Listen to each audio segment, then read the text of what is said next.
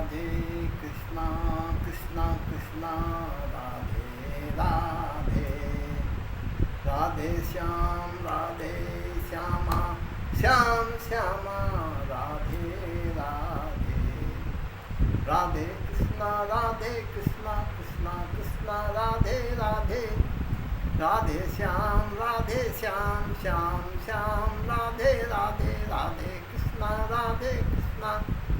कृष्णा कृष्णा राधे राधे राधे श्याम श्याम श्याम राधे राधे राधे कृष्णा कृष्णा कृष्णा राधे राधे राधे श्याम श्याम श्याम राधे राधे नाना पुराण निगमागम सम्मतं यद् रामायणे निगदितं क्वचिदन्यतोऽपि स्वान्ताय सुखाय तुलसी रघुनाथ गाथा भाषा निबद्धमतिमञ्जुर्मान् सीताराम सीताराम सीताराम सीताराम सीताराम सीताराम सीताराम सीताराम। उपस्थित प्रेमी सज्जनों, भक्तों, भगवान के प्रिय भक्तों, ये नित्य सत्संग की श्रृंखला में हमने आपको 3 दिन नाम की महिमा सुनाई।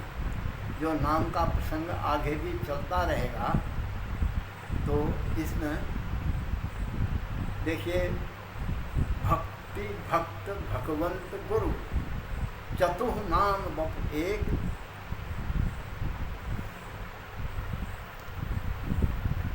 भक्ति भक्त भगवंत गुरु।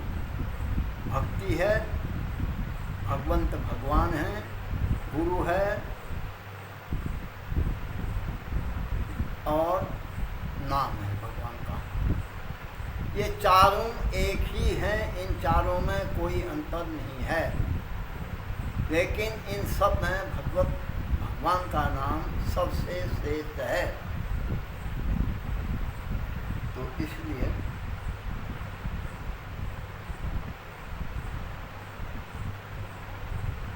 तो सज्जनों, भगवान की महिमा को समझने के लिए हमने विशेष रूप से भगवान के नाम पर ही जोर देना पड़ेगा। लेकिन इसमें हम आपको नाना चीज़ें भी समझाएंगे।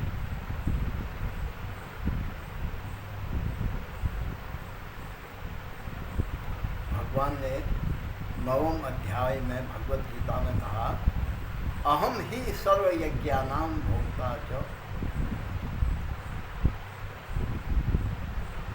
जितने भी जहाँ भी यज्ञ होते हैं सबका भोक्ता भगवान है। ये कृष्ण कह रहे हैं कि मैं भोक्ता हूँ। यहाँ राम और कृष्ण को अलग नहीं समझना चाहिए। लेकिन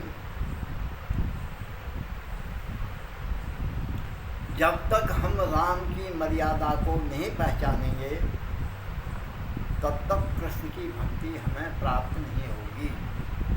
इसलिए राम की तरह से हमारा मर्यादित जीवन होना चाहिए।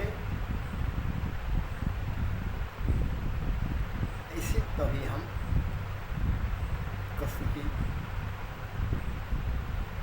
महिमा को समझ पाएंगे। जैसे एक पेड़ है, उस पेड़ में पत्ते हैं, शाखाएँ हैं, फल हैं, टहनियाँ हैं, बहुत कुछ है। लेकिन उसका एक मूल जो है वो जड़ है। तो जड़ में पानी डालने से पेड़ हरा भरा होगा।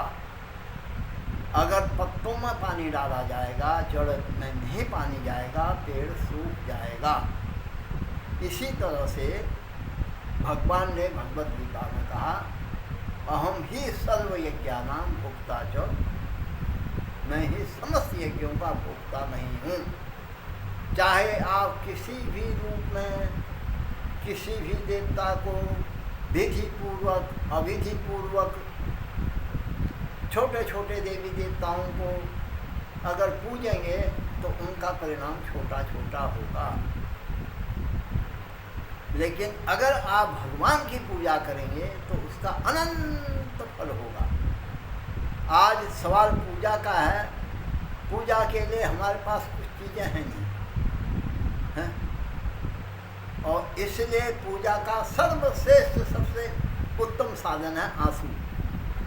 प्रेम के आंसू अगर हमने एक भगवान के चरणों में टपका दिया तो भगवान हमारे तत्क्षण हमारे सामने में प्रकट हो जाएंगे। ये जो प्राकृतिक वस्तुएं हैं आज सब अशुद्ध हो गई हैं। गाय का दूध आपको नहीं मिल सकता है शुद्ध विधि पूर्वक का, गाय का घी नहीं मिल सकता है, तो बिगड़ गाय के दूध घी दही इत्यादि के बिना पूजा होती ही नहीं है।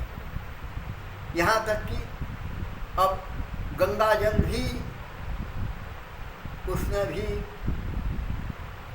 वैज्ञानिक लोग उसको मृत नदी घोषित करते हैं। गंगा और यमुना दोनों मृत नदियाँ घोषित हो गई हैं। गंगा जल भी अब उनमें भी संकट आ चुका है बहुत ज़्यादा। गाय में सबसे ज़्यादा संकट गाय पाली है।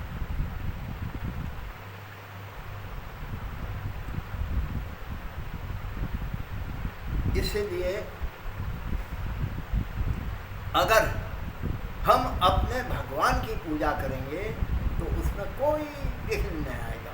वहाँ दो चीज़ें हैं बस, सरल स्वभाव मन कुटलाई, यथा दाव संतोष सदाई।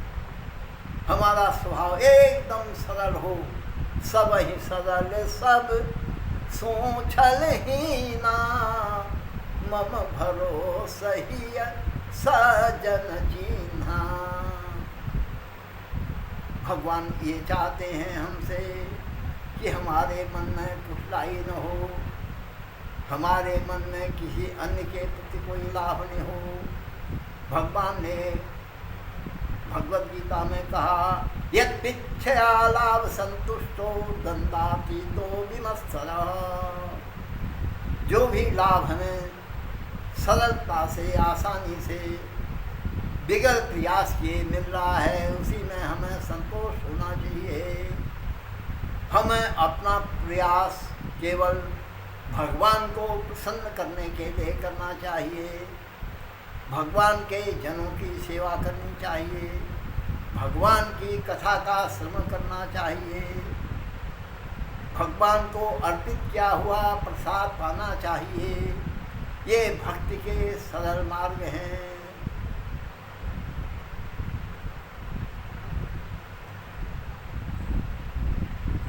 तो भगवान कहते हैं जो नाना प्रकार की कामनाओं से अन्य देवताओं का भजन करते हैं वो अभिधि पूर्वक है।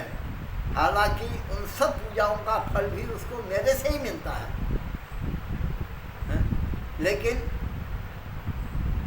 उसमें अनेक अड़चन है। तो इसलिए सज्जनों हमें सीधे सीधे ईश्वर से जुड़ना चाहिए। ईश्वर के नाम में, ईश्वर के रूप में, ईश्वर के धाम में, ईश्वर की लीला में हमें अपना चित्त लगाना चाहिए। इसलिए इसकी प्राप्ति का सबसे सरल सुगम मार्ग है केवल भगवान की कथाओं का श्रवण करना। जैसे जैसे आप भगवान की कथाओं का श्रवण करेंगे ऐसे ऐसे मन में से जितने भी अनर्थ हैं दूर हो जाएंगे और भगवान की निकटता हमें प्राप्त होगी। इसलिए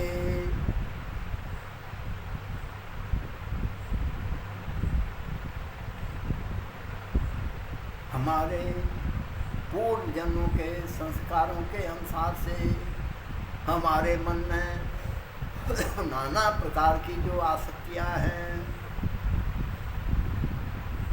भगवत नाम के प्रभाव से वो आसक्तियाँ भी धीरे धीरे निवृत्त हो जाएंगी। जिसको कहा है अनर्थ निवृत्ति। भगवान के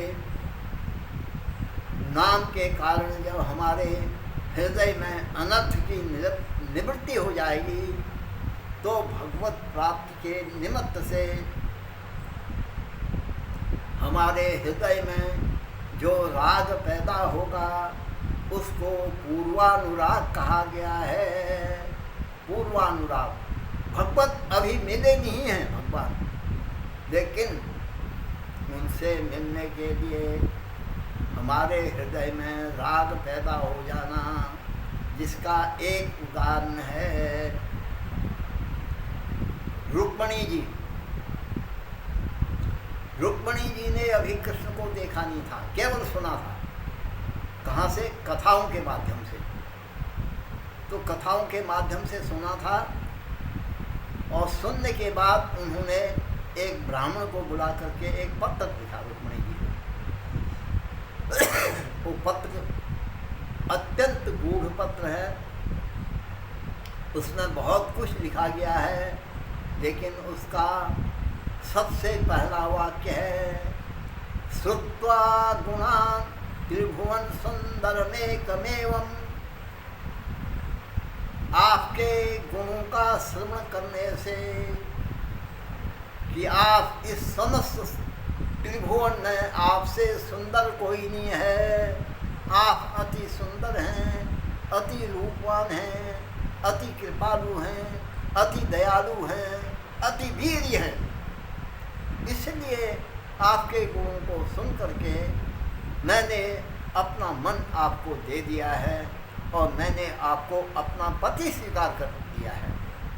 लेकिन मेरा भाई मेरा विवाह शिशुपाल से करना चाहता है, इसलिए हे प्रभु अब मैं आपकी हूँ।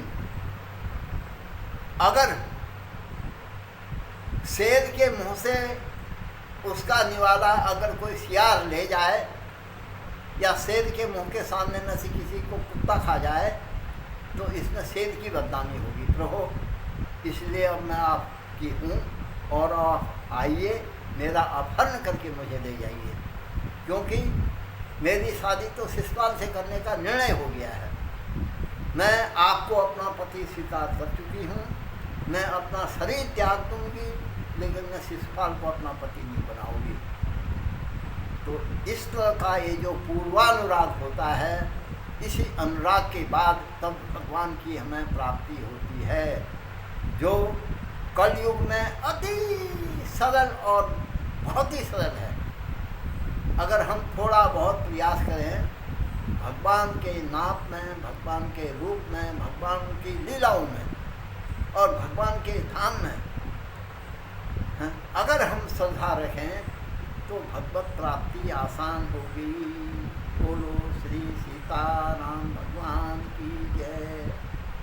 तो उपस्थित सज्जनों, ये प्रयास हमारा आगे भी निरंतर जारी रहेगा, और आपसे हम प्रार्थना करते हैं कि हमारे इस चैनल को आप सब्सक्राइब कीजिए, शेयर कीजिए, इसको भगवान के प्रचार के माध्यम से, इस प्रचार में आप भगवान के प्रचार के भागी बनिए, पुण्य प्राप्त कीजिए।